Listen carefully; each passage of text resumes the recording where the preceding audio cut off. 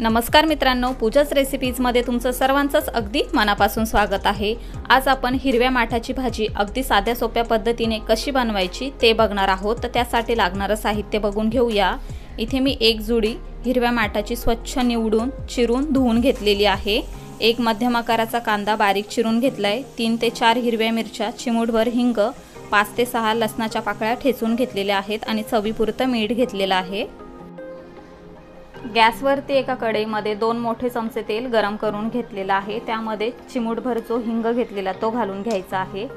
लसणाच्या पाकळ्या ज्या ठेचून घेतलेल्या आहेत त्या सुद्धा यामध्ये काढून घेतलेल्या आहेत। यामध्ये कांदा सुद्धा काढून घेऊया आणि मिरची।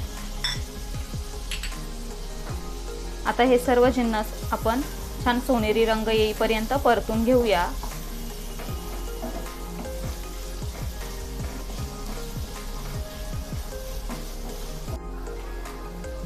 कांदा व मिरची आपण छान सॉफ्ट होईपर्यंत परतून घेतलेला आहे। आता आपण धुवून घेतलेली माठाची भाजी यामध्ये घालून घेऊया। तर पाणी आपल्याला याचं व्यवस्थित असं निथळवून घ्यायचं आहे आणि सर्व भाजी यामध्ये काढून घ्यायची आहे।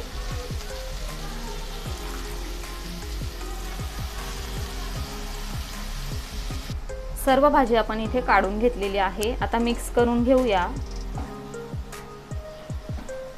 पालेभाजी जी असते ना ती मिक्स केल्यानंतर कमी होते, त्यामुळे व्यवस्थित मिक्स करा। त्यानंतर अंदाजा घेऊन मीठ यामध्ये आपल्याला टाकायचं आहे।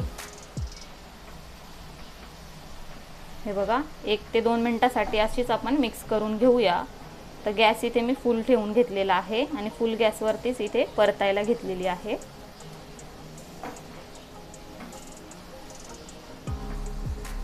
भाजी आपण परतून घेतलेली आहे। तुम्ही बघू शकता किती कमी झालेली आहे। आता आपण यामध्ये मीठ काढून घेऊया। पुन्हा एकदा मिक्स करून घेऊया।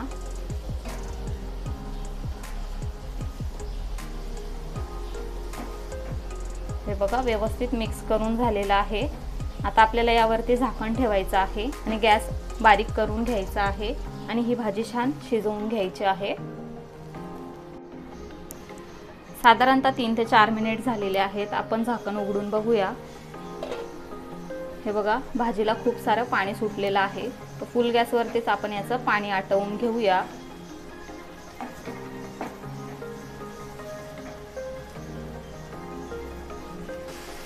फुल गॅसवरती आपण पूर्ण पाणी आटेपर्यंत भाजी शिजवून घेतलेली आहे। अगदी कोरडी केलेली नाहीये। हे बघा, हलकसं त्याच्यामध्ये ओलसरपणा आपण ठेवून घेतलेला आहे, जेणेकरून ही पोळी सोबत किंवा भाकरी सोबत खाता येईल। हे बघा, कवळी भाजी होती त्यामुळे ही पटकन शिजली गेली आहे। तर मी तुम्हाला थोडंसं याचा देठ असं प्रेस करून दाखवते। हे बघा, इझिली मॅश होते, म्हणजे इथे आपली भाजी सुद्धा शिजलेली आहे। आता आपण गॅस बंद करून घेऊया आणि पटापट याची प्लेटिंग करून घेऊया।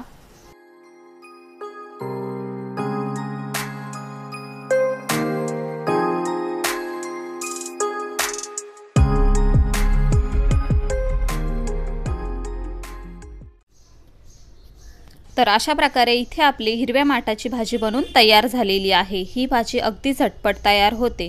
हिरवा माठ हा थंड प्रकृतीचा असतो आणि सध्या गरमी सुद्धा खूप वाढलेली आहे, त्यामुळे ह्या भाजीचा समावेश तुम्ही तुमच्या आहारामध्ये करू शकता।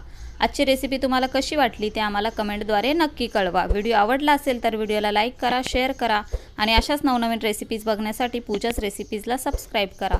लवकरच भेटूया अशाच एका नवीन रेसिपीसह। तोपर्यंत bye bye, take care, eat healthy, live healthy.